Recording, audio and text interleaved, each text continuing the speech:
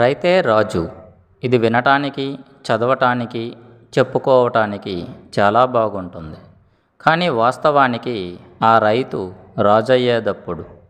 ఎందుకంటే తాను పంటలు పండించటానికి కావలసిన వస్తువులను కొనటానికి ధరలు విపరీతంగా పెరిగిపోతున్నాయి.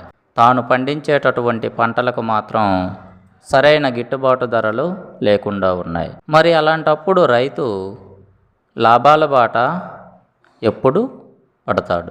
రైతు ఎప్పుడూ నష్టాల్లో ఉండటం వలన వ్యవసాయం చేయటానికి ఇబ్బంది పడుతున్నాడు. ఇలా కనుక జరిగితే రానున్న తరాల వారికి ఆహార పదార్థాల కొరత కూడా ఎక్కువవుతుంది. అదేవిధంగా రైతు అనేటటువంటి వ్యక్తికి వివాహం కూడా ప్రస్తుత పరిస్థితుల్లో జరగనటువంటి పరిస్థితులను మనం చూస్తూ ఉన్నాం. కాబట్టి రైతు బాగుంటేనే మనం బాగుంటాం. రైతులను గౌరవిద్దాం. రైతుకు సరైన విలువనిద్దాం.